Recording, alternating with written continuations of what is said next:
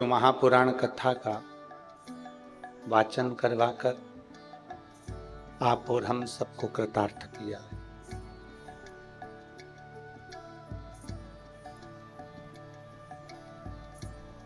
आज कथा का चतुर्थ दिवस।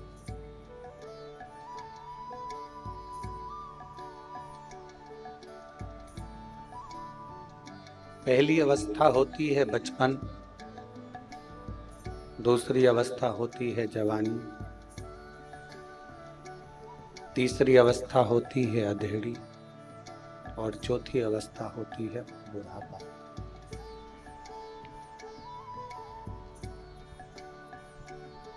शिव महापुराण की कथा कहती है, भगवान शंकर का संवाद कहता है, शिव तत्व कहता है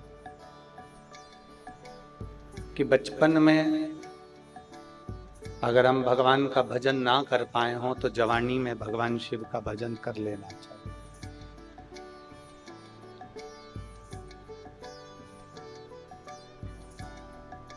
क्योंकि जवानी में जो कमाया जाता है वो बुढ़ापे में खाया जाता है। जो हमने जवानी में कमाया है, कई बुजुर्ग माताएं यहाँ पर बैठी हुई हैं, कई बुजुर्ग पुरुष यहाँ पर बैठे हुए हैं। जितनी बहू फुर्ती में काम नहीं करती, उससे ज्यादा बूढ़ी माँ फुर्ती में काम कर लेती। जितना बेटा फुर्ती में काम नहीं करता, उतना उसके पिता फुर्ती में काम कर लेते। लोग क्या कहते हैं कि साहब पुराना घी है। बोलो, सही बोल रहा? क्या बोलते हैं? पुराना घी है। और खूब इन्होंने उस समय पे देसी घी आता था तो खाया था, तो आज तक चल रहा। तो तुम्हें कौन ने मना करा कि तुम देसी मत खाओ? तुम भी खाओ, पर काम उतना ही करो जितना बुजुर्ग कर रहा। अभी से जवानी में ऐसे हो गए कि मेरा घुटना दुख रहा है, मेरी कमर दुख रही है, मेरे पाँव दुख रहे हैं, मेरा सिर दुख रहा है, मेरा हाथ दुख रहा है, मेरा पाँव दुख रहा है।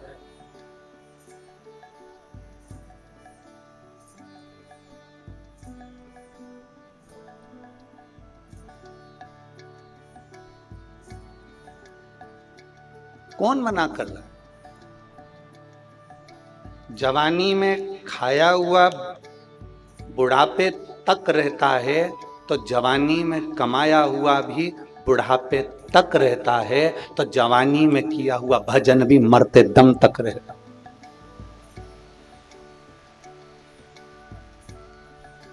जवानी में खाया हुआ जब मरते दम तक बुढ़ापे तक रहता है, शरीर में बल रहता है, काम करते रहते, फुर्ती बनी रहती है। जितना नवयुवक बेटा बेटी काम नहीं कर पाते, उससे दुगना बुजुर्ग काम कर।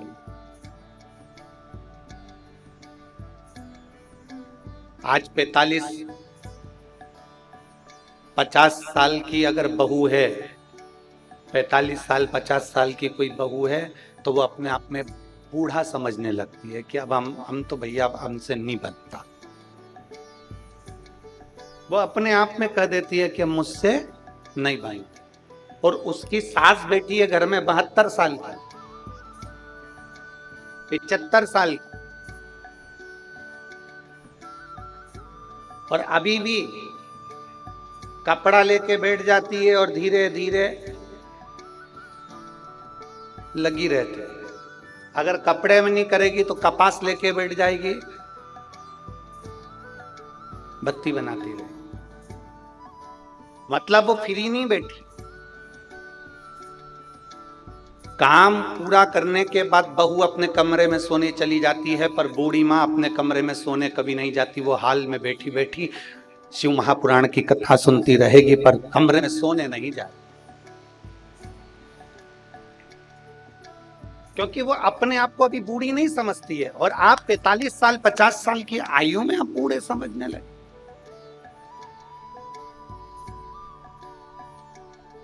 अपने विल पावर को मजबूत करो मेरी जीजियों।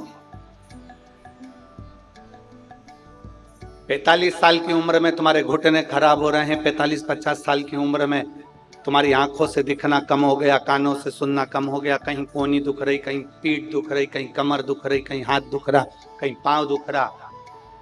प्रयास करो, मेरी जितनी जीजियां बैठी हैं और जितनी यहाँ पर 35, 40, 50 साल वाली मेरी जीजियां जितनी बैठी हैं, अपने आप को बूढ़ा कभी मत समझना। और जितने मेरे जीजा बैठे हैं, अपने आप को बूढ़ा मत समझना। अभी तो तुम्हारी जिंदगी की वो दौड़ चालू हुई है जिस दौड़ में तुम्हें आगे बढ़ना है। ये जिंदगी की वो दौड़ है जिसमें हमें आगे की ओर बढ़ते चले जाओ। कभी बूढ़ा होने का प्रयास नहीं है हमारे जीवन में। हमने अपने आप में हमने ये फीलिंग कर ली कि अब मेरे से नहीं हो, अब मुझसे नहीं होने। एक चरित्र आता है बहुत सुंदर। एक बूढ़ी अम्मा थी, थोड़ा परतवाड़ा की जीजियों और जितने आस्था चैनल पर सुन रहे हैं सब ध्यान लगाकर सुनो।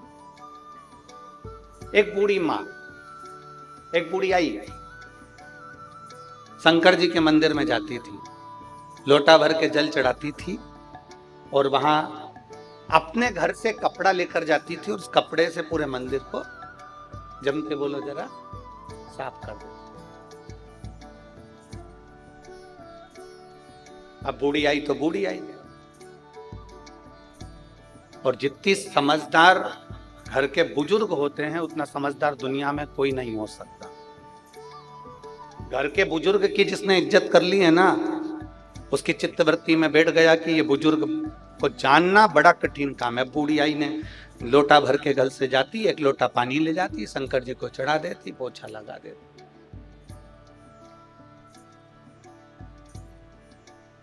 1 साल, 2 साल, 5 साल, 10 साल, 15 साल उसके लोटा भर जल चढ़ाते चढ़ाते निकल गए। 19 साल निकल गए उसके पानी चढ़ाते चढ़ाते। एक दिन वो लोटा रखी और लोटा रखने के बाद वो कपड़े से मंदिर को साफ कर रही थी, और कपड़े से मंदिर को साफ कर रही है, लोटा रख दिया है, और साफ करने के बाद जैसे ही आई तो उसका लोटा गायब हो। अब तुम उस बूढ़ी माता की ओर मत जाओ, अब तुम अपनी ओर जाओ। तुम्हारा लोटा अगर कोई ले जाए तो क्या होगा? अब ढूंढ रही है, लोटा मिल नहीं रहा, खूब ढूंढा, नहीं मिला, खूब प्रयास करा, नहीं मिला, घर चली गई। दूसरे दिन उसकी सहेली आई, चल शंकर जी के मंदिर, नहीं जा। बस 19 साल मंदिर गई है और लोटा गायब हुआ, मंदिर गायब, नहीं जा। एक दिन पूरा निकल गया, उसकी पड़ोसन फिर आई, उसकी पड़ोसन ने कहा चल मंदिर चल, नहीं जा, मेरा लोटा कोई ले गया, जब तक मेरा लोटा नहीं आएगा तब तक मैं मंदिर नहीं जाऊं।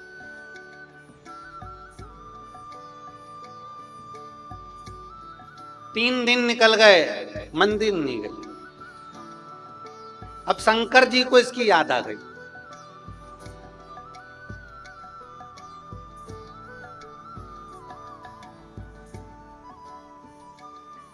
मेरा लोटा जब तक नहीं आएगा नहीं जाऊं। इतने में भगवान देवाधिदेव महादेव इसके घर पे पहुंच गए। शंकर भगवान इसके घर पे लोटा ले, शिव लोटा लेकर दरवाजा बजाया, बुढ़िया बाहर आई, कौन? लो तुम्हारा लोटा। ये मेरा ही है? हाँ। तुम कौन?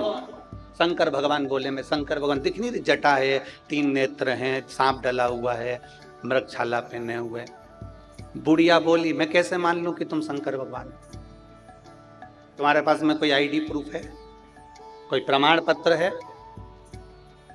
कोई प्रूफ करने की बात है? अब शंकर भगवान बोले मेरे को क्या प्रूफ करना, मैं तो शंकर भगवान। नहीं, मैं नहीं मान सकती कि तुम शंकर भगवान। 19 साल लोटा भर के जल चढ़ाया, कभी नहीं आए, तो मैं कैसे मान लूं कि तुम शंकर भगवान? शंकर भगवान बोले, मैं तेरे सिर की कसम खा के कह रहा हूं कि मैं शंकर भगवान। बूढ़ी अम्मा बोली, रे फालतू की बात कर मत ही,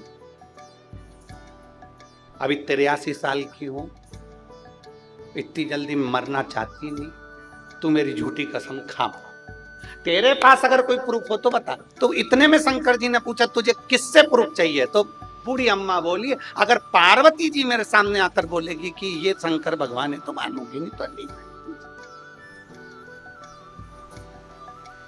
पार्वती जी बोले मेरे सामने आकर कि ये शंकर भगवान है, तो भोलेनाथ जी ने डमरू बजाया, डमरू बजाते से पार्वती जी आ गई। पार्वती जी जो से आई, आते से पार्वती जी ने कहा, ये मेरे स्वामी शंकर भगवान है। इतने में बुढ़िया बोली, मैं तो पहले से ही जानती थी। बुढ़िया बोली, मैं तो पहले से ही जानती थी। तो फिर मान क्यों नहीं रही थी? क्योंकि अकेले आए थे, तेरे को लेकर नहीं आए थे, दोनों का साथ दर्शन करना था, इसलिए मैंने बुलाया, पहले जानती थी।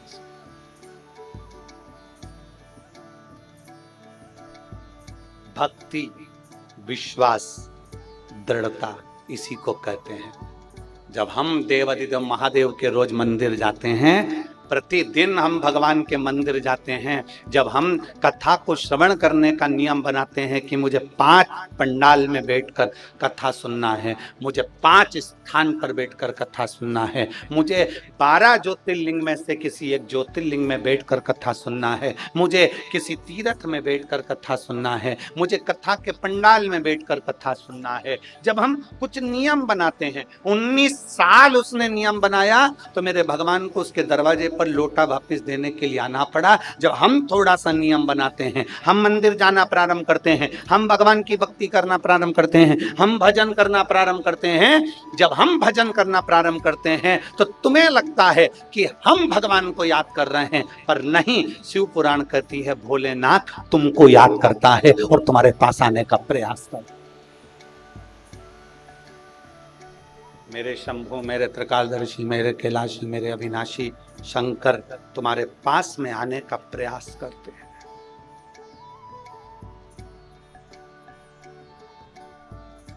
बुखार आता है, अरे बोलो तो जम के,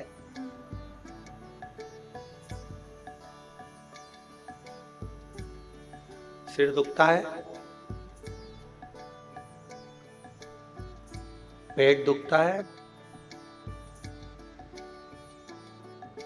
बुखार आया, सिर दुखा, पेट दुखा, शरीर में कोई सा भी कष्ट हुआ, सबसे पहले छूटता क्या है? शरीर में कष्ट हुआ तो सबसे पहले छूटता क्या है? बुखार आने पर, आज मेरा शरीर ठीक नहीं है, आज मैं मंदिर नहीं जाऊंगी, आज मेरा सिर बहुत दुख रहा है, आज मैं भगवान की पूजन नहीं करूंगी, आज मेरा पेट दुख रहा है, आज मैं मंदिर नहीं जाऊंगी, आज मेरा शरीर में कष्ट है, मैं कथा में नहीं जाऊंगी। तो एक, जब तुम सिर में दर्द हुआ तो मंदिर छूटा, पेट में दर्द हुआ तो मंदिर छूटा, बुखार आया तो मंदिर छूटा। इतना तेज बुखार था तो भी डॉक्टर से पूछ रही है, क्या खाऊं, मेरे को बहुत तेज फीवर है,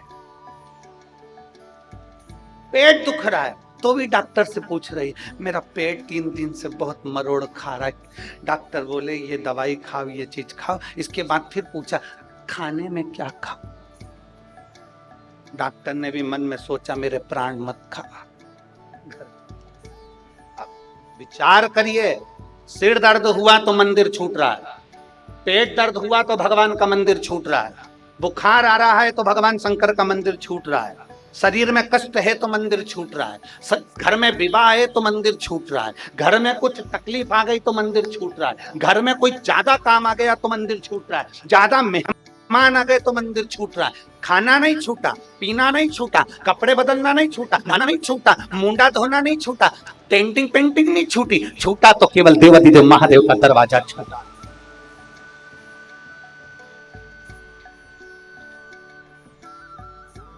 आज बहुत सारे मेहमान आए, आज मैं मंदिर नहीं जाऊंगा, तो इतने सारे मेहमान आए तो मुंडा भी मत दो। फिर सबसे पहले मेहमान आए तो ऊपर कमरे में गई और 4 बार दर्पण में देखी, आंख फाड़ फाड़, अच्छा बढ़िया दिख रही। और उसके बाद मुंडा धोने के बाद में ना जाने कौन कौन से 3-4 क्रीम थे, वो सब लगा लो।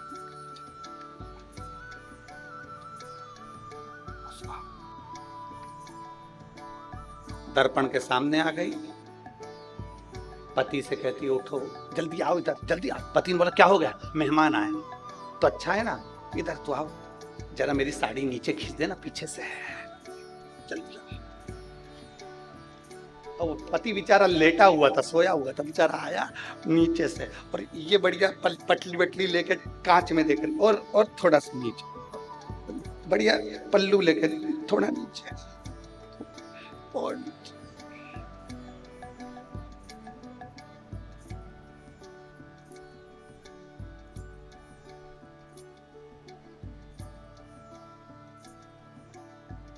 पहले होती थी पत्नी, अब हो गई मैडम। पति को दिन भर डम डम, अब क्या जरा खींचना। पति बेचारा क्या बोले, बोले तो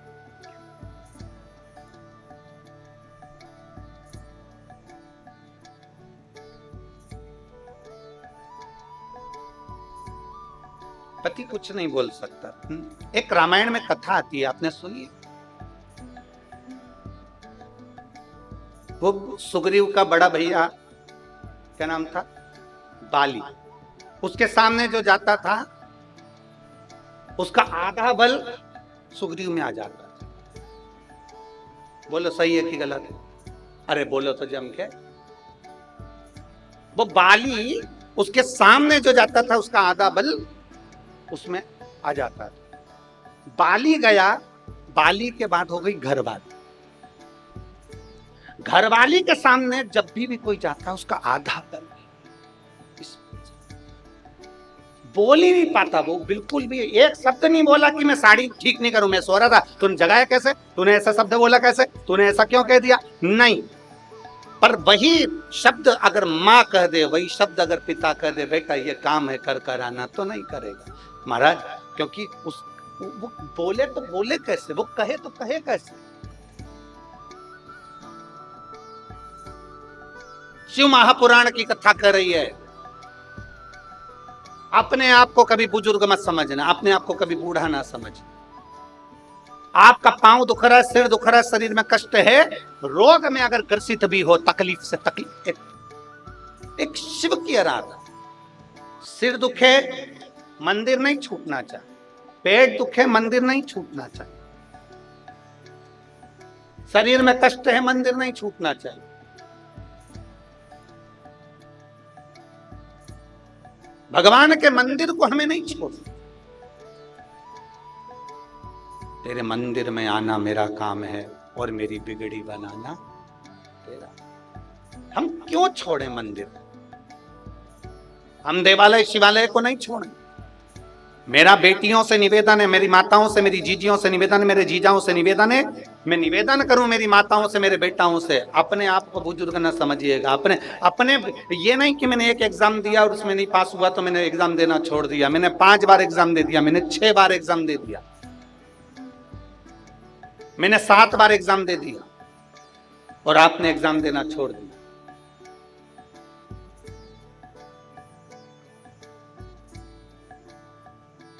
नहीं।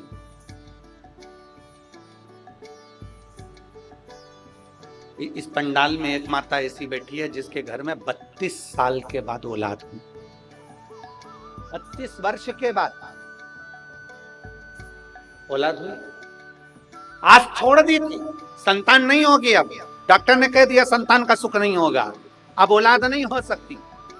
पर कथा श्रवण करी और कथा से बल मिला, और बल मिला तो उसने सोच लिया अब तो देगा तो देगा। और देने वाला कौन? वो महादेव ही दे सकता है, बाकी का दुनिया में कोई नहीं दे सकता। और एक बात अपने भीतर उतार कर रखना, मेरा देव अधिदेव महादेव जब देता है तो ऐसा देता है कि वो कभी जिंदगी भर खत्म नहीं होता है। देवता देते हैं तो हो सकता है कि वो एक दिन समाप्त हो जाए, पर मेरे महादेव जब देते हैं तो छप्पर फाड़ कर देते हैं, वो कभी समाप्त नहीं होता, कभी समाप्त नहीं होता। आप शंकर भगवान की आराधना करने के लिए मंदिर तक जाइए, आप शिव जी को जल चढ़ाने के लिए मंदिर तक जाइए, आप शंकर भगवान की आराधना करने के लिए देवाधिदेव महादेव तक पहुंचने का प्रयास करिए। जब आप देवाधिदेव महादेव के करीब में जाएंगे तो आप कहते हो कि हम शंकर के करीब गए ना, हम मान ही नहीं सकते कि आप शंकर के करीब गए। आप कहते हो हम मंदिर तक गए ना, आप मंदिर तक जा ही नहीं सकते। आप कहते हो हम शिव पुराण तक गए ना, आप शिव पुराण तक जा ही नहीं सकते। मंदिर तक आप नहीं जा रहे हो, मेरे महादेव का प्रेम तुम्हें खींच कर लेकर जा रहा है। कथा तक आप नहीं जा रहे हो, शिव पुराण का प्रेम आपको खींच कर ला रहा है। इस चिलचिलाती हुई बैसाख के महीने में, इस चिलचिलाती हुई गर्मी में मेरी ये जीजियां बैठी हैं, इतने सारे भाई बैठे हैं, मैं इनसे पूछना चाहूंगा, दोपहरी का समय 11-12 बज रही हो, आप में से कितनी माताएं जो अपनी पड़ोसन के घर जाती हो? बोलो बोलो, जम के बोलो जरा। कोई जाती है रिश्तेदार के यहाँ? कोई नहीं जाता। जाते हो तो शाम को जाना है, जाना है तो रात्रि को चलेंगे, शाम को चलेंगे, पार्टी में चलेंगे, इसमें चलेंगे, पर दिन में नहीं जाओगे। कितना बड़ा भी फंक्शन हो तुम दिन में निकलना पसंद नहीं करोगे। क्यों? दिन में इतनी तेज गर्मी पड़ रही है, चिलचिलाती हुई धूप पड़ रही है। मैं नहीं जाती, बाद में देखूंगी, चक्कर आ जाएगा, ये हो जाएगा, वो हो जाएगा। कोई जाना पसंद नहीं करता, पर इतनी चिलचिलाती हुई बैसाख के महीने की गर्मी और दोपहर में 12:30 बजे तक कथा सुनना और दोपहर में 1:30 बजे अपने घर को जाना, जरा विचार करिए। ये आप नहीं कर सकते, ये आपके बस का नहीं है। आपको शिव पुराण का प्रेम खींच कर ला रहा है, मंदिर में देवाधिदेव महादेव का प्रेम खींच कर ला रहा है।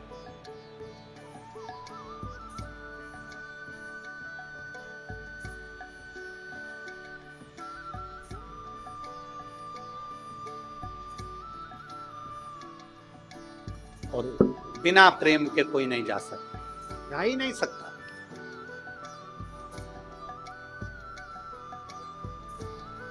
आप शिव जी के करीब में जा रहे हो तो ये उनका प्रेम है, आप नहीं जा रहे हो, शंकर जी खींच के बुला रहे हैं।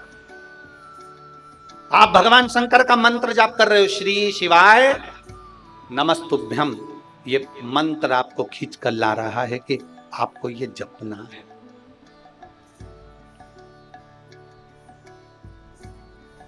थोड़ी परीक्षा ले सकता है मेरा महादेव। एक शंकर जी का एक नाम है द्विजेश्वर, शिव जी का एक नाम है द्विजेश्वर। क्या नाम है? द्विजेश्वर।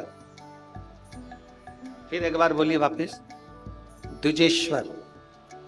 शिव जी का एक नाम है द्विजेश्वर। शंकर ने एक अवतार लिया है, द्विजेश्वर अवतार।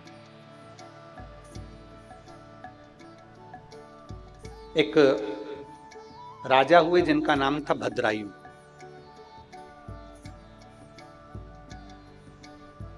जिनकी धर्म पत्नी का नाम था कीर्ति मालिनी।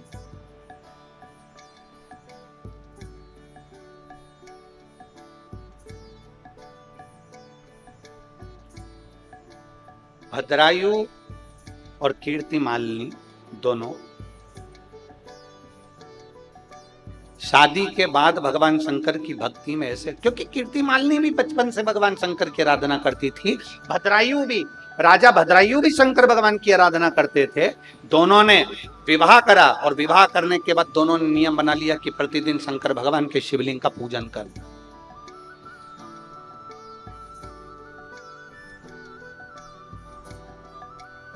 बहुत दूर नहीं,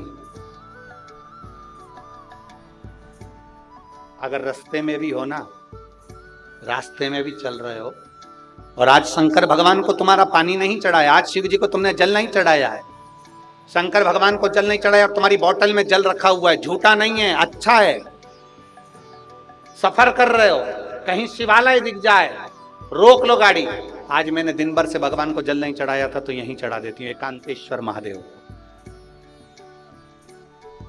शिवालय भी ना मिले, शंकर का मंदिर भी ना मिले, भगवान शंकर का शिवलिंग भी ना मिले तो 2 मिनट गाड़ी रोको, किसी पेड़ के नीचे थोड़ी सी मिट्टी को इकट्ठा करो, शंकर जी का स्मरण करो, भोले बाबा आइए, 12 ज्योतिर्लिंग के रूप में अपने बोतल में पानी है वही शंकर को समर्पित कर दो, शिव उसको स्वीकार कर लेना।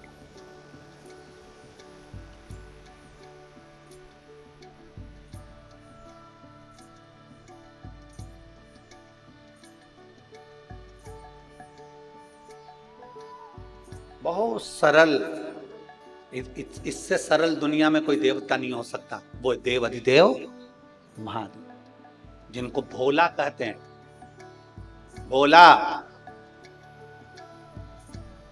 कीर्ति मालिनी और भद्रायु ने भगवान शिव की आराधना करना प्रारंभ करी, शिव की भक्ति करना प्रारंभ करी, इतनी भक्ति में डूब गए। और हम फिर कहेंगे शंकर भगवान थोड़ी परीक्षा ले सकता है, शिव जी थोड़ी परीक्षा ग्रहण कर सकता है, परीक्षा ले सकता है, पर इतना याद रखना परीक्षा वो लेता है ना तो बल भी वो देता है। कई माताएं कहती अब मैं तो बहुत दुखी हो गई, अब मेरी जिंदगी में अब तो इतना दुख दे दिया भगवान, अब सहन नहीं कर सकती। शिव महापुराण की कथा कहती है भगवान दुख भी उतना देता है जितना तुम सहन कर सकते हो। डॉक्टर इंजेक्शन उस तरह से देता है जितना धीरे धीरे तुम सहन कर सकते हो। अर्थात तुम्हारी जितनी कैपेसिटी है उतना ही दुख मिलेगा, तुम्हारी जितनी कैपेसिटी है उतना ही सुख मिलेगा। परमात्मा के दरवाजे पर भेदभाव नहीं है। मेरा भोलेनाथ जो भी दे रहा है वो श्रेष्ठता में देने का प्रयास कर।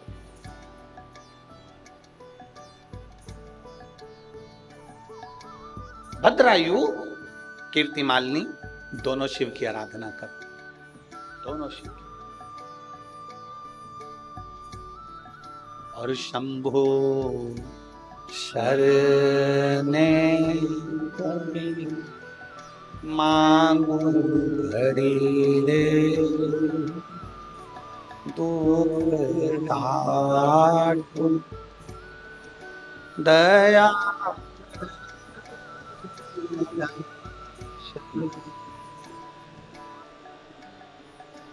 शंभो शरणे मांगू दूध दया।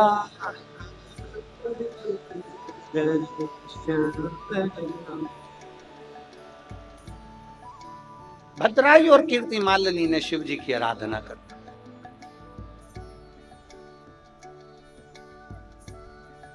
भाग्य कौन लिखता है? जम के बोलो, कौन लिखने वाला? वो देवता। भाग्य कौन लिखते हैं? देवता। भाग्य कौन लिखता है? विधाता। भाग्य लिखने वाला देवता होता है, भाग्य बनाने वाला देवता होता है, भाग्य लिखने वाला विधाता होता है, भाग्य लिखने वाला देवता होता है।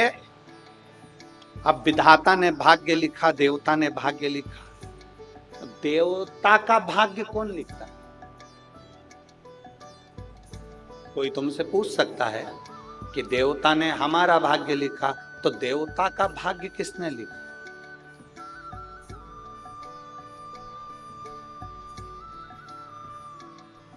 देवता का भाग्य लिखने वाला कौन?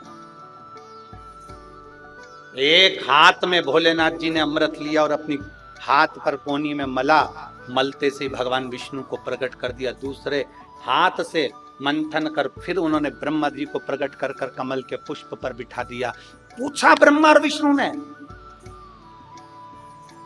ब्रह्मा और विष्णु पूछ रहे हैं, दुनिया का भाग्य लिखने वाला विधाता होगा, पर विधाता का भाग्य लिखने वाला कौन होगा? तब ब्रह्मदेव कहते हैं दूसरे का भाग्य लिखने वाला विधाता हो सकता है, संसार के लोगों का भाग्य लिखने वाला देवता हो सकता है, पर देवता का और विधाता का भाग्य लिखने वाला भी केवल देवाधिदेव महादेव ही हो सकता है।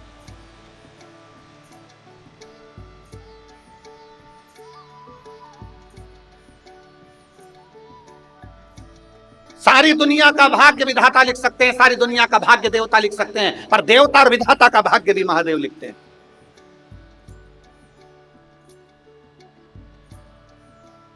और देवता ने और विधाता ने तुम्हारे भाग्य में जो लिख दिया, तुम्हारी किस्मत में एक भी सुख की रेखा नहीं है, तुम्हारी किस्मत में एक भी अच्छी रेखा नहीं है। मान लो किसी ने कह दिया, कोई ज्योतिषाचार्य ने तुम्हारी पत्रिका देखकर कह दिया तेरी जिंदगी में दुख ही दुख है, तेरी जिंदगी में कष्ट ही कष्ट है, तेरी जिंदगी में कहीं यश नहीं है, तो कितनी भी मेहनत कर ले तुझे हमेशा अपयश ही मिलेगा, तू जिंदगी में हमेशा दुखी रहेगा, तू कष्ट में रहेगा, तू कोई दुकान नहीं कर पाएगा, तू नौकरी नहीं कर पाएगा, तू व्यापार नहीं कर पाएगा, तू उन्नति नहीं कर पाएगा, तू जिंदगी भर गुलामी करेगा। तेरी किस्मत में ये लिखा है। दुनिया का कोई व्यक्ति तुम्हारे भाग्य को बता दे कि तेरी जिंदगी में दुख ही दुख लिखा है, मेरा एक निवेदन है, अगर उस व्यक्ति को जिसकी किस्मत में कोई सुख नहीं है, अगर वो शंकर जी के मंदिर में जाकर एक लोटा जल चढ़ाए और उसी जल को अपने मस्तक पर लगाए तो भाग्य की रेखा भी मेरा महादेव पलट देता है।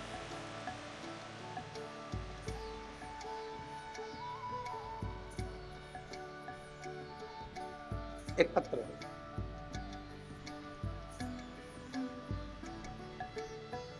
सो रूपाली प्रतीक सावरकर, चांदूर बाजार, अमरावती की रहने वाली है। मेरा मोबाइल नंबर ये है, कहीं बैठी हो तो हाथ हिला सकती है, कहीं बैठी हो तो हाथ हिला। आप ही है? बच्चा आया है साथ में? नहीं आया है। सो रूपाली प्रतीक सावरकर, चांदूर बाजार, अमरावती। एक बार वापिस हाथ हिला।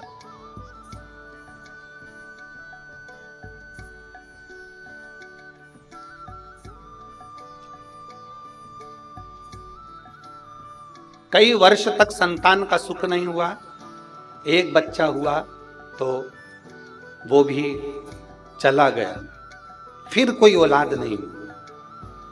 अब किसी के कहने पर हमने शंकर भगवान को जल चढ़ाना प्रारंभ करा और उसी जल को पीना प्रारंभ करा। सफेद आंकड़े की जड़ का प्रयोग करा। लोग कहते हैं सियोर वाला महाराज बताता है, हमने वैसा वैसा प्रयोग करा और बाबा की कृपा का हम क्या गुणगान करें गुरुदेव। बाबा ने हमारी झोली भर दी और हमारे यहाँ संतान की प्राप्ति हुई, जिसका फोटो में लगा रही हूं। आप लोग एलईडी पर आस्था चैनल पर फोटो देख सकते। दोनों हाथ हिला दो एक बार जी वापिस। बधाई आपको बहुत बहुत। बैठिए। शिव तत्व आखिर इस पत्र में लिखा क्या कि डॉक्टर भी मना कर दिए, सारे चांस समाप्त हो चुके, तब देने वाला भी तो वो है। अकाल मृत्यु वो मरे जो काम करे चंडाल का, और काल उसका क्या बिगाड़े जो भक्त हो महा काल का। बैठो बहन। जो शिव की आराधना करता है, जो शंकर की आराधना करता है, जो शिव की उपासना करता है, तुम्हारी किस्मत में, तुम्हारे भाग्य में विधाता ने, भगवान ने, देवता ने कोई सुख की रेखा नहीं लिखी। मान लो तुम हार रहे हो, बार बार हार रहे हो, तुम्हें लग रहा है कि तुम्हारी सुख की कोई रेखा नहीं, कोई सुख की रेखा नहीं।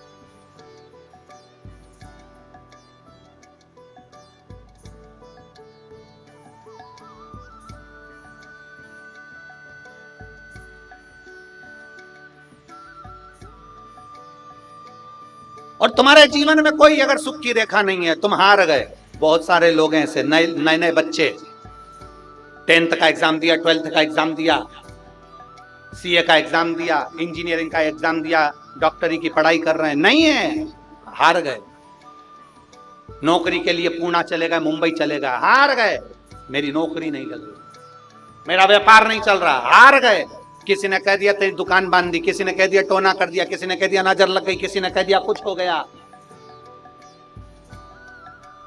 जब भूतों का नाथ, भूत अधिपति स्वयं मेरा महाकाल राजा तुम्हारे एक लोटा जल चढ़ाकर आते हो और पानी लाकर जब दुकान पर छींटते हो, तो किसी के बाप में दम नहीं है कि तुम्हारी दुकान पर नजर लगा दे, क्योंकि भूत अधिपति महाकाल राजा वहां है। कौन न चले? किसकी हिम्मत, किसकी सामर्थ्य था?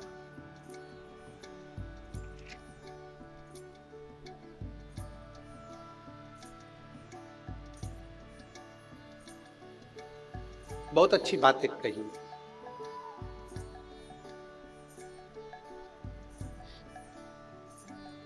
हे शिव, हे शिव, इन निगाहों में वो तासीर हो जाए। हे शिव, इन निगाहों में वो तासीर हो जाए, नजर जिस पर भी डालूं वो तेरी तस्वीर हो जाए।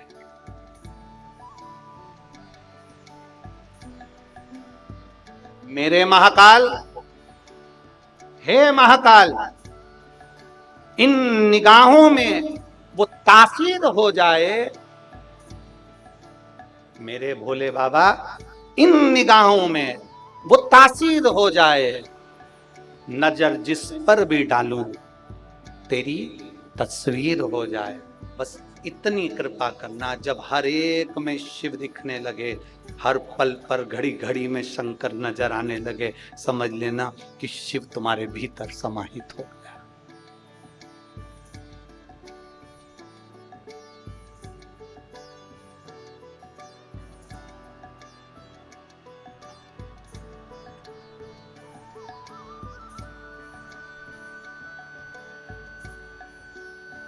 शिव भीतर समाहित।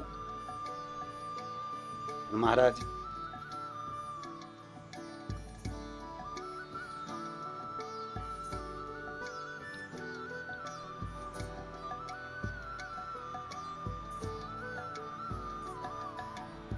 शंकर की भक्ति, शिव का स्मरण, शिव का गुणगान हमारे ना जाने कितने कितने दुख और तकलीफों को काट देता। लिख दिया किसी ने, कह दिया किसी ने, तुम्हारी किस्मत में बच्चा नहीं है, तुम्हारी किस्मत में ये नहीं है, तुम्हारी किस्मत में ये नहीं है, तुम्हारी किस्मत में गाड़ी नहीं, तुम्हारी किस्मत में बंगला नहीं, तुम्हारी किस्मत में 4 व्हीलर गाड़ी नहीं, तुम्हारी किस्मत में विवाह नहीं होगा, तुम्हारी किस्मत ऐसी लिखी है कि तुम्हें दुख होगा, तुम्हारा मकान नहीं होगा। लिखने वाले ने लिख दिया, कहने वाले ने कह दिया। और जो चैलेंज देता है ना कि तुम्हारी किस्मत में ये नहीं है, तुम्हें उस चैलेंज को स्वीकार करना चाहिए और अपने आप में इतनी मेहनत करना, इतनी मेहनत करना और शंकर जी पे भरोसा रखना, तो एक दिन गाड़ी क्या 4-5 गाड़ियां तेरे दरवाजे पर होगी, एक मकान क्या 4 मकान तेरे दरवाजे। हम क्यों हारे हैं? क्यों? इसलिए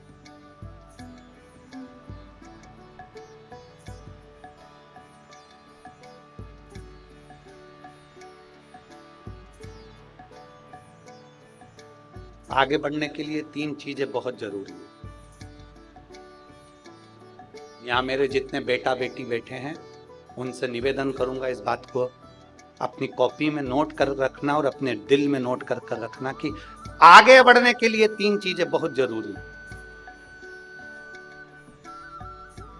अगर बहुत ऊंचाइयों को छूना है, बहुत ऊपर बढ़ना है, तो 3 चीजें अपने अंदर धारण कर लो। पहले नंबर का है सब्र। जम के बोलो मेरी जीजियों, क्या है? सब्र। उन्नति की सीढ़ी पर चढ़ना है, बहुत आगे बढ़ना है, तुम्हें बहुत उन्नति करना है, अभी हारना नहीं है, तो 3 चीजें अपने अंदर उठाकर रख लो। एक सब्र, दूसरे नंबर पर है बर्दाश्त करना। कोई ने कुछ बोल दिया, बर्दाश्त करो। किसी ने ताना दे दिया, बर्दाश्त करो। बहुत सारे लोग होंगे जिनको आप पसंद नहीं आएंगे, गालियां देंगे, बर्दाश्त करो। बहुत सारे लोग मिलेंगे 24 घंटा कोसेंगे, तुम्हें बद्दुआएं देंगे, अपशब्द कहेंगे, बर्दाश्त करो। बहुत सारे लोग मिलेंगे जो तुमको अपशब्द कहेंगे, बर्दाश्त करो। 3 चीजें उन्नति की सीढ़ी पर लेकर जाती है। पहले नंबर पर है, जम के बोलो, सब्र। दूसरे नंबर पर है, जम के बोलो, बर्दाश्त करना। और तीसरे नंबर पर है नजरअंदाज करना। ये तीसरे नंबर पर है, नजरअंदाज करो, इग्नोर,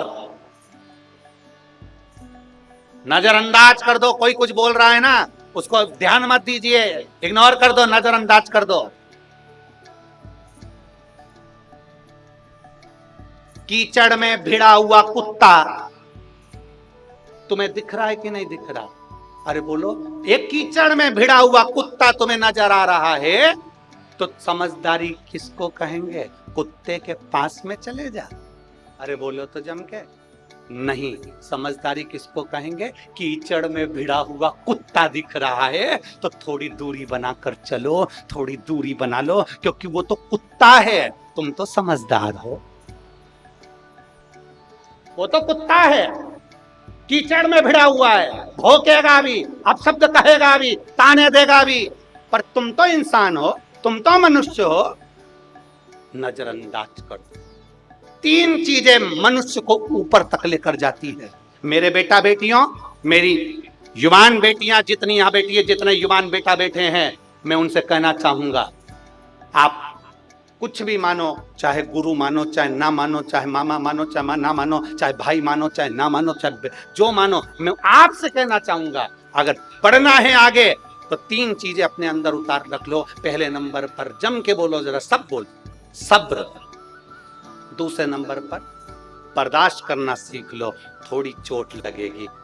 पत्थर निकलता है ना, कंपनी जो जमीन में से पत्थर निकलता है ना, उस पे चोट मारी जाती है मूर्ति बनाने के लिए। जितनी अमरावती में मंदिर हो, जितने परतवाड़ा में मंदिर हो, जितने चांदुर बाजार में मंदिर हो, जितने बलगांव में मंदिर हो, जितने सिरजगांव में मंदिर हो, जितने अंजनगांव में मंदिर हो, तुम्हारे आसपास में जितने मंदिर हैं, उन मंदिर की मूर्तियों को देखना, पत्थर से बनी है। अगर पत्थर से बनी है तो पत्थर जमीन में से निकला होगा, उस पत्थर को चोट लगी होगी, खूब मारा होगा, पत्थर ने बर्दाश्त किया होगा, इतनी चोट पड़ी होगी, तब जाकर वो मंदिर में पुजाया है। जिसने बर्दाश्त कर लिया वो जगत में पुजा जाता है।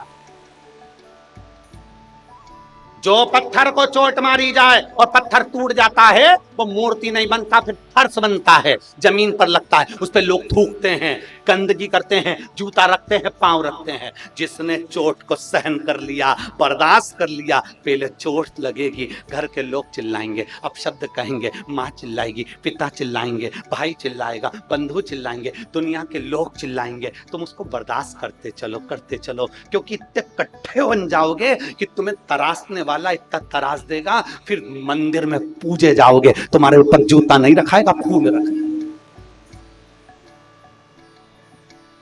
तुम्हारे ऊपर जूता नहीं रखाएगा, तुम्हारे ऊपर फूल रखाएगा, बेलपत्र रखाएगी, तराशा जाएगा तुमको। तो 3 चीजें अपने अंदर उतार कर रख लो। अगर उन्नति की सीढ़ी पर बढ़ना है, बहुत आगे बढ़ना है, तो 3 चीजें अपने अंदर हो। फिर से बोलेंगे, पहले नंबर पर सब्र, दूसरे नंबर पर बर्दाश्त, और तीसरे नंबर पर नजरअंदाज कर दो, इग्नोर मत देखो, मत बोलो। कोई तुमको कुछ भी कहे उसकी ओर देखना भी नहीं है। हमें यही मानकर चलना है कि हमें हमारी मंजिल तक पहुंचना है।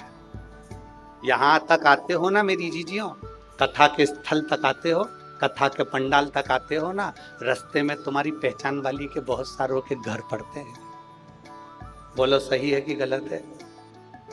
अगर आप बलगांव से निकले हो तो यहाँ तक आने के लिए बीच में कोई ना कोई का घर तो पहचान वाले का होगा।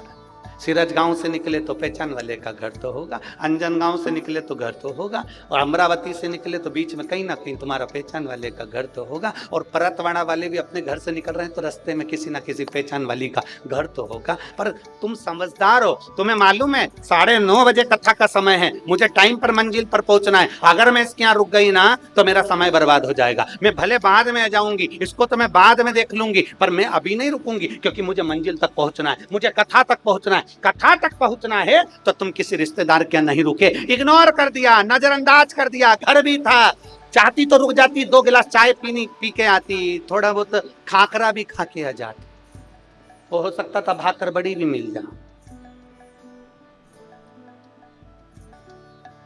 चाहती तो रुक जाती तो थोड़ा मिल जाता, पर नहीं, मुझे मंजिल तक पहुंचना है। 9:30 बजे कथा में पहुंचना है, ठंडे ठंडे पहुंच जाऊंगी, मंजिल तक पहुंच जाऊंगी तो अच्छा रहेगा। रास्ते में नहीं रुकी। अब जाने के टाइम भी तुमने सोचा, जाने के टाइम पे क्या सोचा? नहीं, अब 12:30 बज रही भैया, बहुत लेट हो गए, 1 बज गई, आरती करते करते मैं तो गाड़ी में बैठूं, और रास्ते में इतने सारों के घर थे, कहीं नहीं रुकी, क्योंकि उसको मालूम है घर चली जाऊंगी तो वहीं आराम कर लूंगी, क्या मतलब यहाँ रुकने से, टाइम बर्बाद करने से। अर्थात तुमने अपनी मंजिल देखी, इग्नोर कर दिया सबके मकान को, सबके घर को, नहीं रुके तुम कहीं पर भी,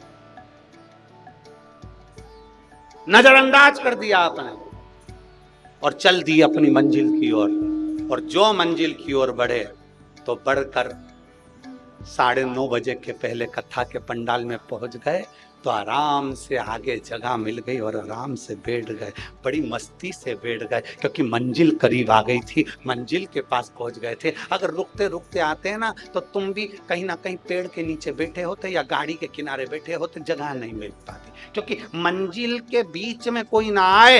इनको नजरअंदाज करते हुए चलिए। आपको अपनी मंजिल देखना है, मुझे सीए बनना है, सीए की मंजिल देखिए, मुझे डॉक्टर बनना है, डॉक्टर की मंजिल देखिए, मुझे इंजीनियर बनना है, इंजीनियर की मंजिल देखिए, मुझे अच्छी बहू बनना है, मुझे अपनी मंजिल देखना है, मुझे अच्छा व्यक्ति बनना है, मुझे अपनी मंजिल देखना है, मुझे किसी की ओर नहीं देखना। कौन क्या कर रहा है मुझे क्या मतलब। आग लगे बस्ती में, जम के बोलो जरा, अपन रहो बस्ती में। तो सब्र, बर्दाश्त और नजरअंदाज, 3 चीजें मेरे बेटा बेटी को आगे बढ़ा देती।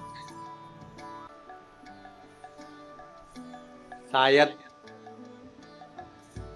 दुनिया में कोई ऐसा राजनेता नहीं होगा जिसको इतनी गाली पड़ती होगी जितनी कि मोदी जी को लोग देते होंगे।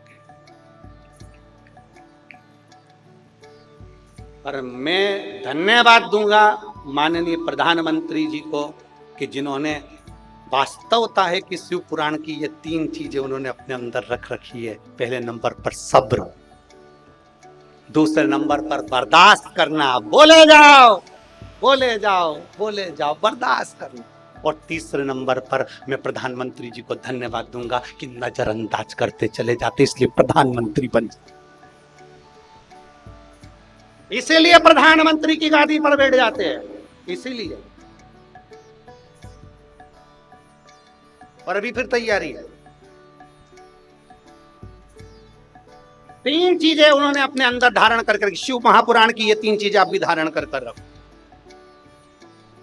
और शायद वो तो नेता में है कि तो उनको इतनी, शायद दुनिया में कोई महात्मा या कोई संत या कोई पंडित ऐसा नहीं होगा जिसको इतनी गाली पड़ती होगी, सबसे ज्यादा हमको ही पड़ती है।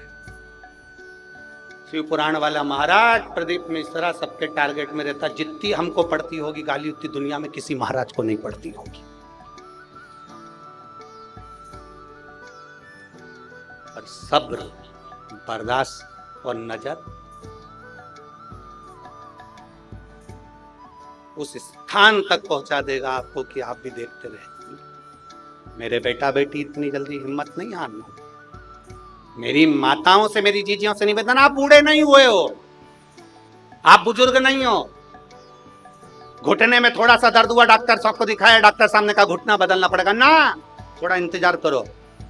मैं मंदिर जाना चालू करती हूँ, शंकर जी पे बेलपत्र चढ़ाना प्रारंभ करती हूँ, एक बेलपत्र मैं खाना प्रारंभ करती हूँ, और जब मैं बेलपत्र खाऊंगी तो ये मेरा भरोसा करता है कि मेरा घुटना ठीक होगा, और निश्चित है कि वो ठीक होगा। विश्वास के साथ जा रहे हो ना। मेरी कमर में दर्द है, डॉक्टर साहब ने कहा रीढ़ की हड्डी का ऑपरेशन होगा, नहीं, पहले मैं प्रयास करूंगी, मेरे शंकर के मंदिर जाना चालू करूंगी, मेरा भोलेनाथ मेरा ऑपरेशन नहीं होने देगा। नहीं होने देगा तो नहीं होने देगा। भरोसा तो करो, विश्वास को दृढ़ बनाए, भरोसे को दृढ़ बनाए।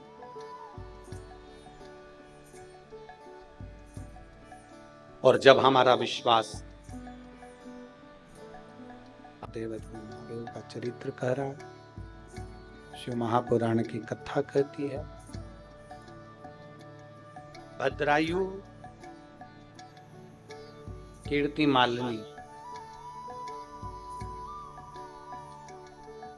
जहां जाते वहां शिव की आराधना कर, बिना शंकर की आराधना के एक क्षण नहीं रहे। थोड़ा परीक्षा शिव ले सकते, थोड़ी परीक्षा देवाधिदेव महादेव ले सकते, और ली।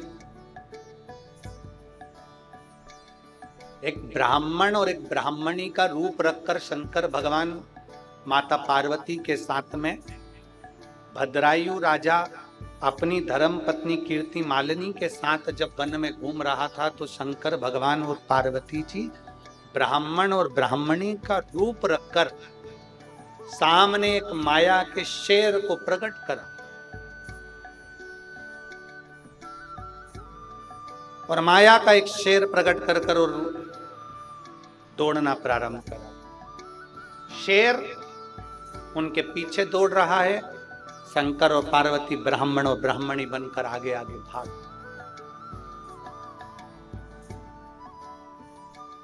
कभी कभी परीक्षा की जो घड़ी आती है ना, उस परीक्षा की घड़ी में हमें भय लगता, कभी कभी परीक्षा की घड़ी में हमें भय उत्पन्न हो जाता, कभी कभी हम टूट जाते हैं। शिव महापुराण की कथा कहती है, कई कई बच्चे ऐसे हैं, कहीं कई बेटा बेटियां ऐसी हैं, कहीं कई बहुएं ऐसी हैं, कहीं बेटे ऐसे हैं कि परीक्षा की घड़ी में हम टूट जाते हैं। परीक्षा की घड़ी से मतलब क्या? एग्जाम देना ही परीक्षा नहीं है। परीक्षा की घड़ी में जीवन में कई बार तकलीफें आ जाती हैं और हम टूट जाते हैं। बस अब बहुत हो गया, अब मैंने देख लिया, अब आज के बाद मैं किसी मंदिर में जल चढ़ाने नहीं जाऊंगी, मंदिर छोड़, अब मेरे बस का नहीं है, अब मैं नहीं जाऊंगी, अब मैं बहुत परेशान हो गई, अब मैं ये नहीं करूंगी ना। जितना दुख आए, जितनी दुख की घड़ियां आए, जितनी तकलीफें आए, शिव पुराण कहती है उसमें हारना नहीं है, बल्कि देवाधिदेव महादेव के मंदिर तक और जाओ और उसके मंदिर में झाड़ू पोछा लगाकर उसकी सेवा अर्चना करो और जाएंगे।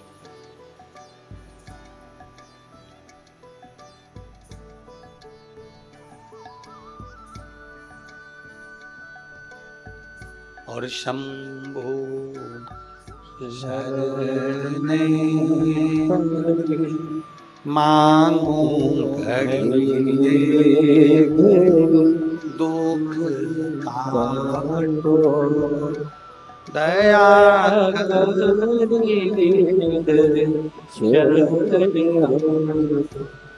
दया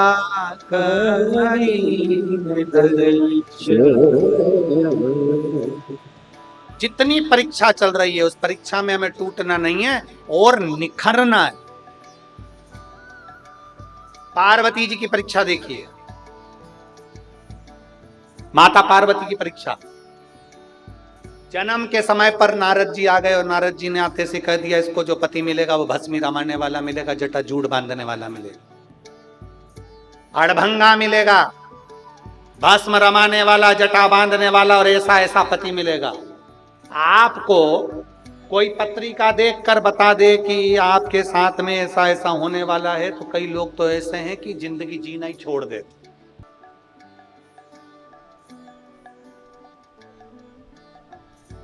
कई लोग जीवन को जीना ही छोड़ देते।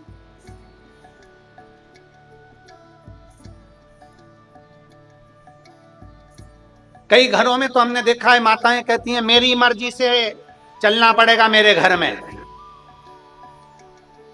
अरे बोलो तो जम के। अब तुमने सुना कि नहीं सुना तो हमको तो नहीं मालूम कि तुम्हारे यहाँ पर बोला कि नहीं बोला।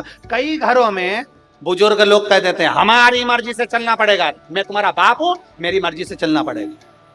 कई माताएं कह देती है मैं घर की मां हूं, मेरी मर्जी से चलना पड़ेगा। अब जो कह रही हैं कि मेरी मर्जी से चलना पड़ेगा, हम उनसे पूछना चाहते हैं तुम्हारी मर्जी से पैदा हुए क्या? अरे बोलो तो जम के, बोलो री परतवाड़ा की जी जम के बोलो, तुम्हारी मर्जी से पैदा हुए क्या? जम के तो बोलो।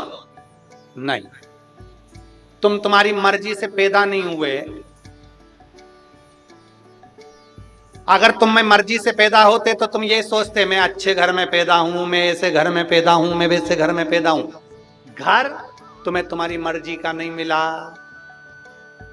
पैदा तुम अपनी मर्जी से नहीं हुए, भाग्य तुम्हारी मर्जी का नहीं है, मकान तुम्हारी मर्जी का नहीं है, पढ़ना कुछ चाहते थे पढ़ कुछ रहे हो, तुम्हारी मर्जी का नहीं है, जो ललाट पर लिखा उसके अनुसार चल रहे हो। बहू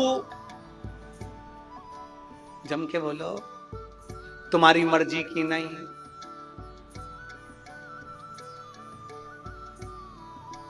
भेरू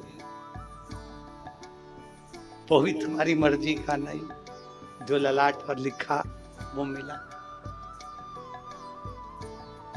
सोच के बैठी थी मंगलवार के दिन मरूंगी,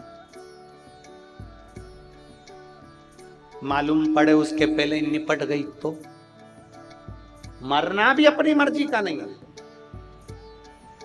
जन्म हमारी मर्जी का नहीं, मृत्यु हमारी मर्जी की नहीं, घर हमारी मर्जी का नहीं, परिवार हमारी मर्जी का नहीं। मेरे को जन्म लेना था इस घर में, मेरे को जन्म लेना था उस घर में, मुझे ऐसी सास मिलना थी, मुझे वैसा मिलना था, मुझे ऐसा करना था। कुछ भी तुम्हारी मर्जी का नहीं है तो फिर अपनी मर्जी किसी पे थोप क्यों रहे हो? जो भगवान ने लिखा है बस वैसा निभाने का प्रयास करो। जो मिला बहुत अच्छा मिला, जो मिला बहुत अच्छा मिला, जो हो रहा है बहुत अच्छा हो रहा है, और जो होगा वो भी बहुत अच्छा होगा, अपनी मर्जी से। एक पत्र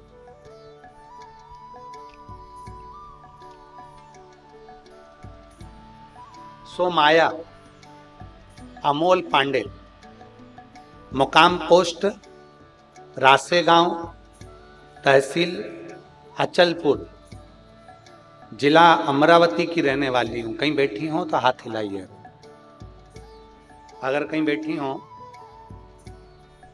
देखिए का अच्छा बच्चा लाए हो साथ में, लिया, आ जाओ लिया।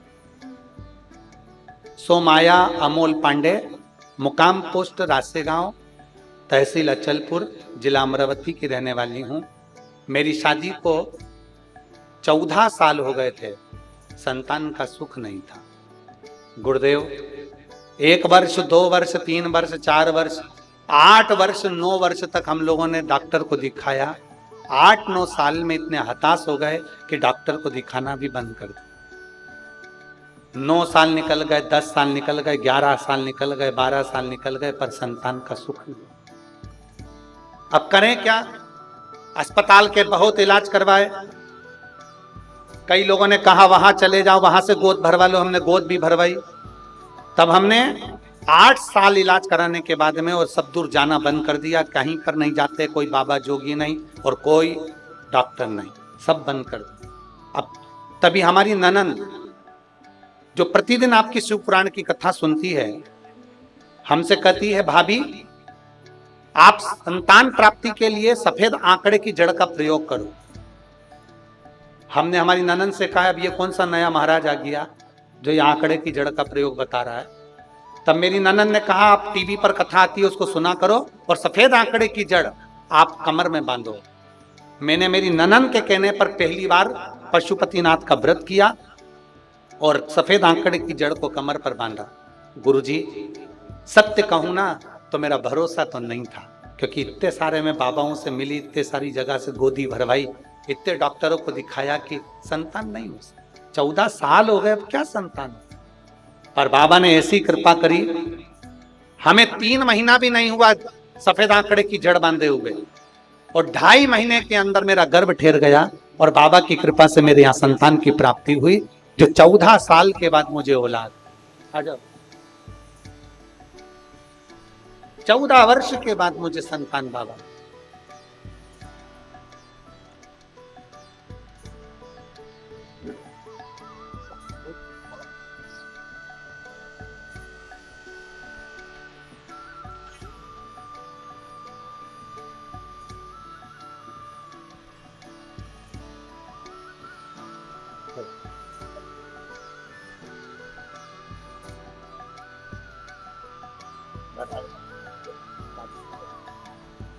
बधाई।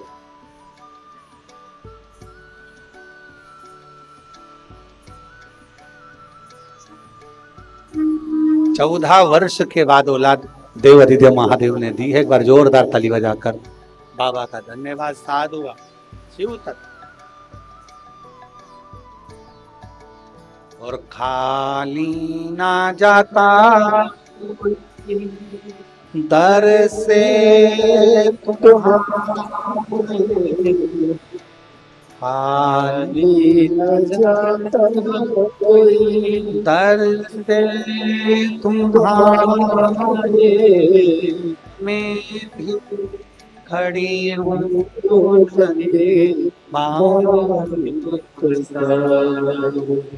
अपने हृदय से लगाओ गिरा जा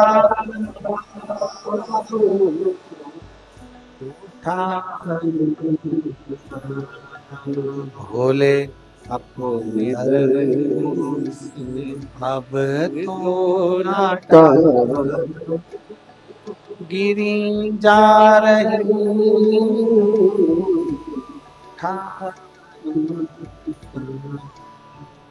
एक विश्वास जड़ी बनाए, एक भरोसा जड़ी बना। पार्वती जी के भाग्य में पति लिखा, अड़भंगा, भस्मी रवाने वाला, जटाजूट बांधने वाला,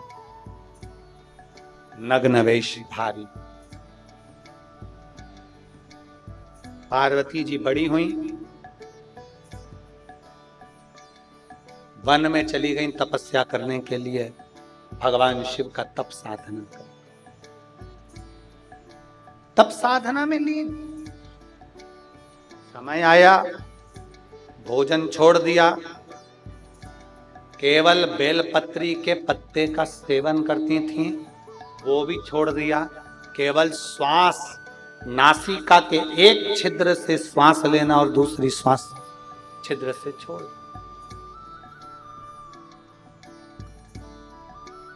वो भी छोड़ दिया। दोनों नासिका के छिद्र से श्वास को अंदर कर कर बैठ जाती और कई दिनों तक उस श्वास को बाहर ही नहीं छोड़ती। अब परीक्षा देखिएगा, शंकर भगवान ने जो पार्वती जी की परीक्षा ली है वो कितनी विचित्र। अजगर, मगर, अड़भंग शिव बार बार बनकर आते हैं और पार्वती जी की परीक्षा लेते हैं, पर पार्वती मैया उन परीक्षाओं से डरती नहीं। मेरा बेटा बेटियों से निवेदन है, मैं मेरी बेटा बेटियों से निवेदन करूंगा कि कभी जिंदगी में आपको परीक्षाओं से डरना नहीं। पार्वती जी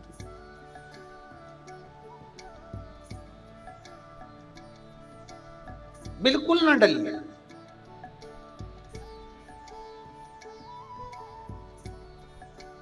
और पार्वती जी नहीं डरी। इतना परीक्षा लिया है पार्वती जी की, इतनी परीक्षा वही की वही भद्रायु और कीर्तिमती के साथ में हुआ, कीर्तिमालिनी के साथ। ब्राह्मण और ब्राह्मणी का रूप रखकर भगवान शंकर पार्वती दौड़ते दौड़ते दौड़ते दौड़ते, भगवान शिव और पार्वती दौड़ते दौड़ते आए और पीछे शेर। भद्रायु और कीर्तिमालिनी के पास पहुंचे, चिल्लाने लगे शंकर भगवान ब्राह्मण के रूप में, बचा लो पीछे शेर आ रहा है, बचा लो पीछे शेर आ रहा है। भगवान शंकर की धर्मपत्नी माता पार्वती जो ब्राह्मणी का रूप ली थी वो भी चिल्ला रही है, बचा लो पीछे शेर आ रहा है। इतनी देर में तो भद्रायु ने धनुष उठाया, बाण उठाया,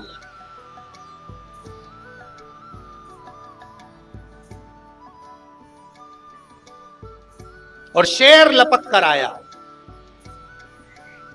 ब्राह्मण की पत्नी ब्राह्मणी को शेर ने पंजे में भर लिया, और जो पंजे में भरा और मुख में भरकर खींचते खींचते वो ले जाने लगा।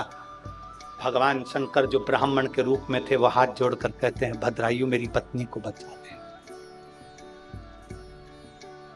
मेरी पत्नी को बचा। भद्रायु ने जो बाण छोड़ा शेर को लगा, पर वो छेदित होकर चले गया, पर शेर उस ब्राह्मणी को खींचता खींचता ले गया। आखिरी में ब्राह्मणी के टुकड़े टुकड़े सामने शेर ने कर दिए और खाना प्रारंभ कर दिया। ब्राह्मण रोता बिलखता हुआ भद्रायु के आगे, उसकी धर्म पत्नी के आगे हाथ जोड़कर कहता रहा, मेरी पत्नी को बचा लो, मेरी पत्नी को बचा लो। पर भद्रायु से वो पत्नी बच नहीं पाई।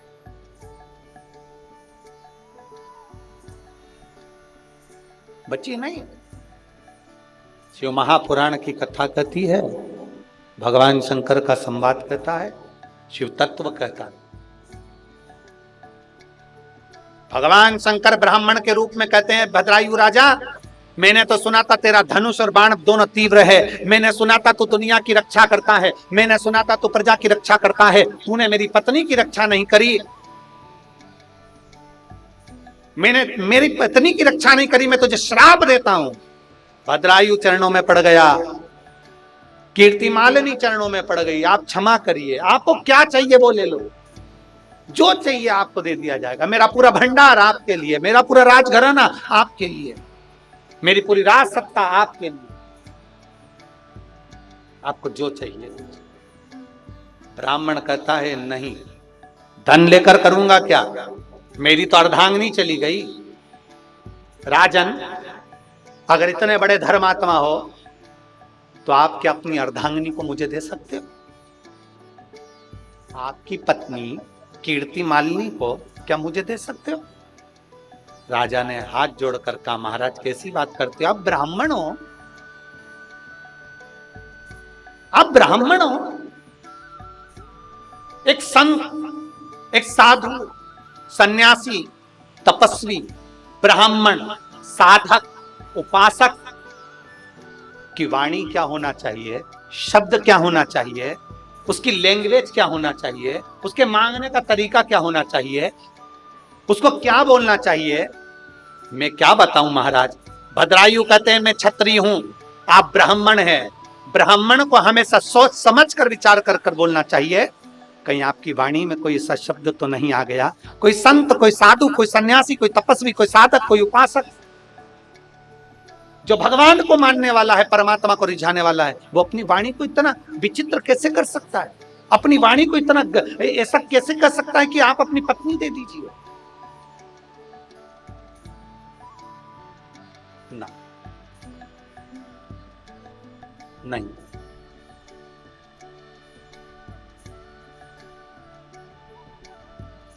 महाराज, ब्राह्मण देवता में अपनी पत्नी को नहीं दे सकता। आप कैसे कह सकते हो? आप कैसे बोल सकते हो कि मेरी पत्नी, आप मेरी पत्नी को मांग रहे हो? जरा विचार करिए। मैं नहीं दे सकता। बस तो राजन, श्राप झेलने के लिए तैयार हो जाओ। तब आखिरी में मालिनी, कीर्ति मालिनी ने अपने पति को देखा और पति ने कीर्ति मालिनी को देखा। ब्राह्मण है, दरवाजे से खाली जाए, ठीक नहीं। राजा ने हाथ में संकल्प लिया, ठीक है, मैं अपनी पत्नी को तुम्हें दे देता हूं, मैं अपनी पत्नी को तुम्हें दे देता हूं, पर अभी शरीर को नहीं रखूंगा क्योंकि मेरी पत्नी को मैं बहुत चाहता हूं, मेरी पत्नी को मैं बहुत स्नेह करता हूं। सामने चिता लगाई और सामने चिता लगाकर अग्नि को प्रकट करा और भद्रायु राजा उस अग्नि में कूदने वाला था। इतनी देर में उस ब्राह्मण के स्वरूप में से शंकर भगवान निकल कर बाहर, शिव बाहर।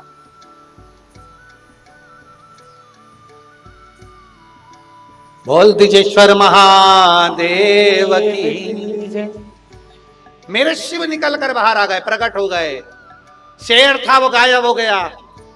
जो ब्राह्मणी को खाया था, जो ब्राह्मण की पत्नी को खाया था, ब्राह्मणी को, उसमें से पार्वती जी प्रकट होकर बाहर आ गई। शंकर पार्वती ने दर्शन दिया। भद्रायु, तुम मेरी आराधना करते हो ना, इसलिए मैंने परीक्षा ली थी। भद्रायु, मैं परीक्षा लेने के लिए तुम्हारे पास आया। राजन, आज मांग ले, तुझे क्या चाहिए। आज मैं प्रसन्न हूं क्योंकि शंकर को लोग धन से प्रसन्न करना चाहते हैं। शंकर को लोग बहुत सारे इत्र सुगंध से प्रसन्न करना चाहते हैं। शंकर भगवान को लोग अपने वैभव और सत्ता से प्रसन्न करना चाहते हैं। शंकर भगवान खुद भद्रायु के सामने कहते हैं, सुनो भद्रायु, मैं तुमसे इसलिए प्रसन्न हूं क्योंकि तुम मुझे प्रसन्न करने के लिए कभी धन और दौलत नहीं, मुझे प्रसन्न करने के लिए केवल एक बूंद जल समर्पित कर देते थे, इसलिए आज मैं प्रसन्न होकर तुम्हें वर प्रदान कर। मेरी जीजियों, मेरे जीजाओं, मेरी माताओं, मेरे भाई, मेरी बहन, और जितने आस्था चैनल पर कथा सुन रहे हैं, जितने फेसबुक यूट्यूब पर कथा सुन रहे हैं, जितने परतवाड़ा की इस पवित्र भूमि पर कथा को श्रवण कर रहे हैं, उनसे निवेदन करूंगा, एक बूंद जल अगर महादेव को चढ़ाया जाता है तो महादेव तुम्हारे अपने हो जाते हैं। जो तुम मांगते हो वो महादेव को तुम्हें देना ही पड़ता है। जब एक बूंद जल से महादेव हमारे हो जाते हैं तो एक लोटा जल तुम रोज चढ़ाते हो तो क्या महादेव तुम्हारी नहीं सुनेंगे?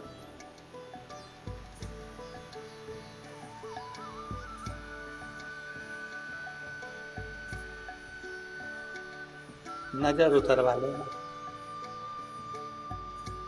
आवाज अच्छी है, बहुत बाबा की कृपा, ऐसी बोल्ड रही है। एक लोटा जल से क्या महादेव प्रसन्न नहीं हो सकते? एक लोटा जल से क्या महादेव प्रसन्न नहीं होंगे?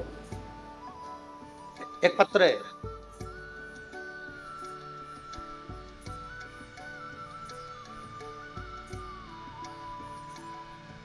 रात्रि को जब लोग भजन करते हैं या कीर्तन करते हैं तो कई लोग आकर भजन कीर्तन बंद करवा देते हैं, चिल्ला चोट करते हैं।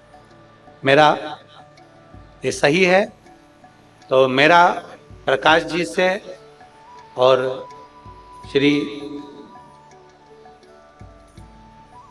ओम प्रकाश जी से भी मैं निवेदन करूंगा इस चीज। ओम प्रकाश जी आप भी थोड़ा ध्यान रखें, प्रकाश जी आप भी थोड़ा ध्यान रखें। हमारे बीच में विधायक महोदय श्री रवि जी राणा जी आए हैं, जिन्होंने बहुत सुंदर कथा अमरावती में कराई थी। बहुत बहुत साधुवाद। ऐतिहासिक कथा अमरावती में कराई। तो मेरा प्रकाश जी आपसे भी निवेदन है और श्री ओम प्रकाश जी से भी निवेदन। और यहाँ जितने सेवादार लगे कार्यकर्ता, रात्रि को जो माताएं भजन करती हैं, कीर्तन करती हैं, स्मरण करती हैं, नृत्य करती हैं, आनंद करती हैं, भजन कीर्तन में डूबी रहती हैं, आप उनको बिल्कुल भजन करने के लिए मना नहीं करें। उनका मन हो जितनी देर वो भजन। देख लो पीछे वाले कितने खुश हो गए।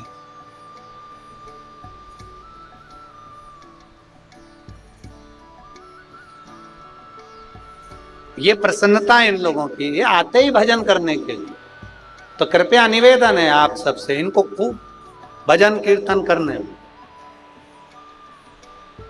रात्रि के समय पर कोई 2-3 लोग आते हैं, वो भजन कीर्तन बंद करवाते हैं। मेरा श्री रवि जी राणा जी भी आए हुए, और यहाँ के अगर विधायक जी भी यहाँ पर हों तो उनसे भी निवेदन करूंगा, उनके भी सेवादार, श्री रवि राणा जी आपके भी सेवादार, इस चीज का ध्यान रखें कि रात को महिलाएं जो भजन करती हैं उसको बंद ना किया जाए, उनको करने दो।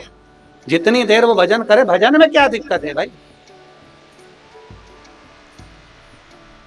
भजन में क्या तकलीफ है? करो भजन, स्मरण करिए, भक्ति करिए। काय के लिए? भजन के लिए। और यहाँ के जितने भी सेवादार लगे हुए हैं, कोई निःशुल्क पानी पिला रहा है, कोई बिस्कुट खिला रहा है, कोई कोल्ड ड्रिंक, कोई आइसक्रीम, कोई भोजन, कोई भंडारा, कोई प्रसादी, कोई चना, कोई भेलपुरी, जो खिला रहे हैं, जो पिला रहे हैं, बड़े आनंद में, जल व्यवस्था, ठंडा पानी की व्यवस्था, इन सब के लिए मैं जोरदार ताली बजाकर स्वागत करिए इनका। साधुवाद।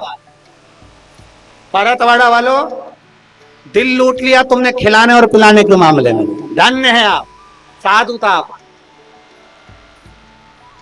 खूब पानी की व्यवस्था करी गई, कोल्ड ड्रिंक की व्यवस्था करी गई, और जगह जगह पर चाय और आदि आदि की व्यवस्था खूब निःशुल्क करी गई है। बहुत बहुत साधुवाद है आप, बहुत बहुत धन्यवाद। साधु।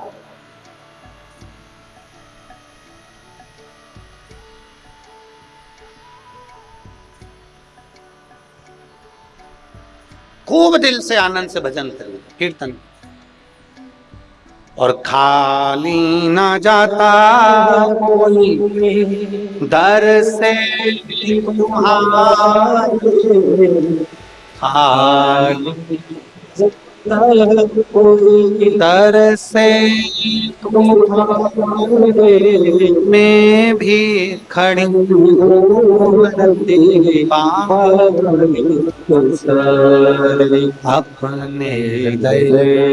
अपने लगा लो कि राजा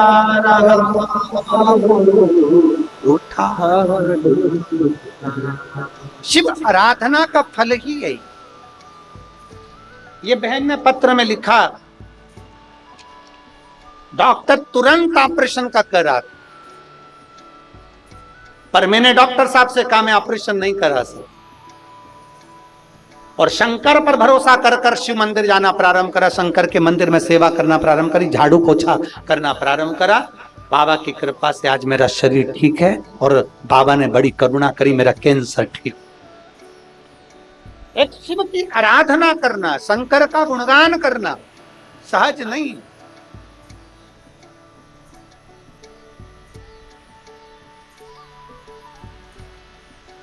शिव की आराधना करना सरल थोड़ी ना,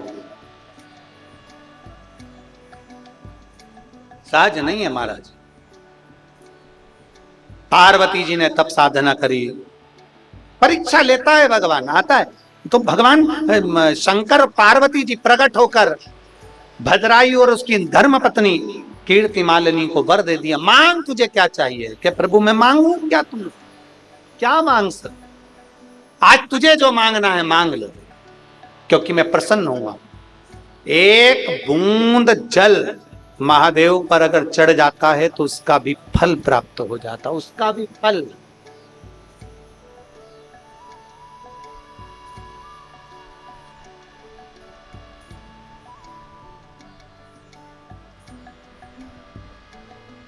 और आप लोग तो एक लोटा जल चढ़ाते हो, सारी समस्या का हल। जरा जम के बोलो, सारी समस्या का हल। आप लोग तो एक लोटा जल चढ़ाते हो तो उसका फल तो मिलेगा। भद्रायु और उसकी धर्म पत्नी से कह दिया, भद्रायु और उसकी धर्म पत्नी कीर्ति मालिनी से भगवान शंकर ने कहा मांग लो तुम्हें जो चाहिए। भद्रायु और कीर्ति मालिनी ने हाथ जोड़कर वर मांगा, प्रभु आप ब्राह्मण का रूप रख कर आए थे, आज से आपका नाम द्विजेश्वर महादेव। प्रभु एक विनती और है,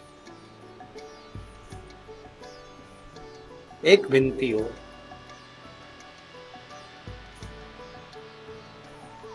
आप हमारी परीक्षा लिए और उस परीक्षा में हमको पास कर दिया। मान लो अगर कोई भूलवश भी एक लोटा जल लेकर शिवालय में आ जाए और द्विजेश्वर महादेव का नाम लेकर अगर जल चढ़ाए तो उसको जिंदगी में कहीं अटकाना नहीं, उसको भी पास कर ही।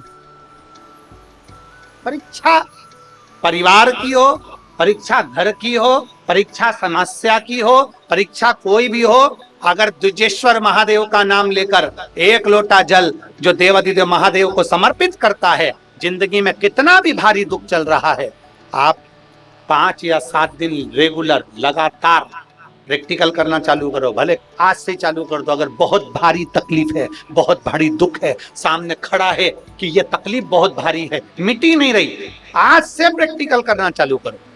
द्विजेश्वर महादेव का नाम लो, एक लोटा जल लो, शंकर भगवान को समझना जरा अच्छे से।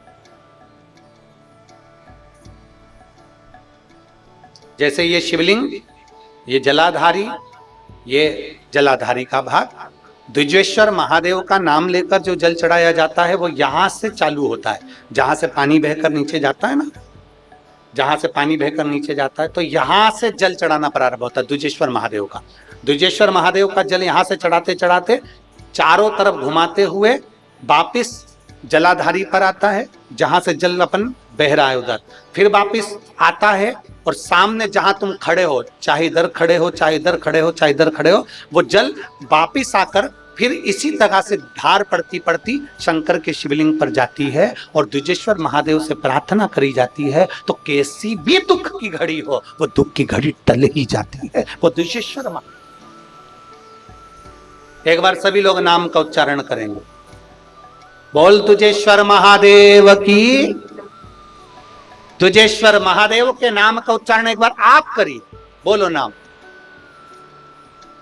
द्विजेश्वर महादेव। अगर नाम समझ में नहीं आए तो शिव महापुराण की पोथी उठाना, गीता प्रेस गोरखपुर की शिव पुराण लेना, उसमें द्विजेश्वर महादेव की पूरी कथा मिल जाएगी। द्विजेश्वर महादेव के नाम का उच्चारण, भगवान शिव का एक अवतार द्विजेश्वर महादेव। भगवान शिव की कथा कर, द्विजेश्वर महादेव का अवतार जीव के कल्याण के लिए। पार्वती जी ने जो तप साधना करी थी उसका फल शिव के रूप में भगवान शंकर माता पार्वती के साथ में कैलाश धाम जाते हैं।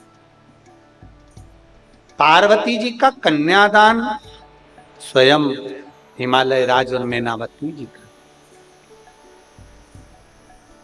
एक बात बहुत अच्छे समझने की है, विचार करिएगा कि एक माता पिता अपनी बेटी का जब कन्यादान करते हैं, बेटी को जब देते हैं,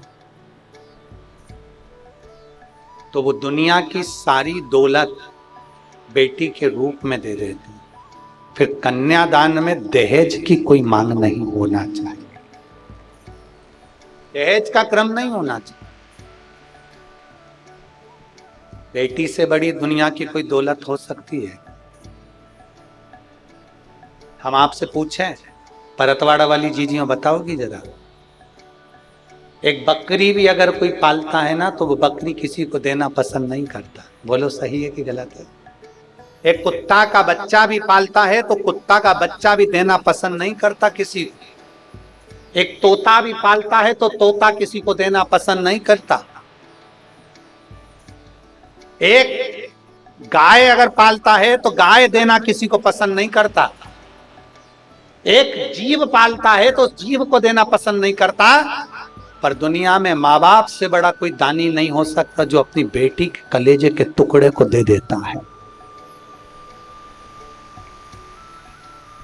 एक लड़के को अपने माँ बाप का बार बार बेटी के माता पिता का एहसान मानना चाहिए जिसने अपने कलेजे का टुकड़ा दे दिया। धन की मूलता नहीं हो, मन की मूलता को प्रबल करने का प्रयास। मन की हिमालय राज ने माता पार्वती जी का कन्यादान करा गए। समय आया, माता पार्वती जी के सुंदर उपटन भाव से पुत्र का जन्म हुआ और आनंद के साथ में वो पुत्र जो जन्म ले रहा, जो पुत्र प्रकट हुआ,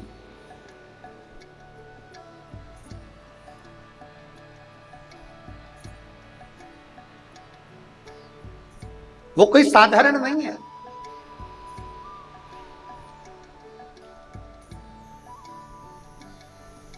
एक पुत्र शंकर भगवान के तेज पुंज से गंगा जी में जो तेज पुंज गया है वो तेज पुंज से 6 पुत्रों ने जन्म लिया और कृतिकाओं ने उनका पालन करा, इसलिए उसका नाम कार्तिकेय। ये तो एक पुत्र की कथा। दूसरा पुत्र विनायक जो माता पार्वती जी ने अपने तन पर, लोग कहते हैं उपटन लगाए, दुनिया के लोग कहते हैं उन्होंने उपटन लगाया, पर यहाँ शिव पुराण कहती है उपटन कोई दूसरा नहीं था। गाय के गोबर को अपने तन पर माता पार्वती जी ने मला था, तन। इसलिए आज भी ब्याह में, शादी में मिट्टी के गोबर के गणेश बनते हैं, जिसको गोबर गणेश भी कहते हैं।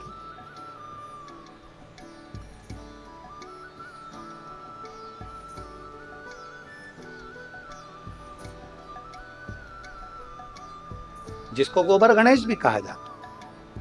माता पार्वती जी ने अपने तन पर उपटन लगाया और माता पार्वती जी ने तन पर उपटन लगाकर उस उपटन को निकालकर एक पुतले का निर्माण करा। तो 7 की सखियां बोल पड़ी, क्या इसमें प्राण आ सकते? क्यों नहीं। पार्वती जी ने हाथ में जल लेकर उसमें प्राण दे दिए। शंकर भगवान आए, उसका शीश काटा, शीश कटा तो हाथी का शीश लगाया गया और वहीं श्री गणेश जी महाराज का प्रागट्य होता है। जोरदार ताली बजाएं, श्री गणेश जी महाराज पधार।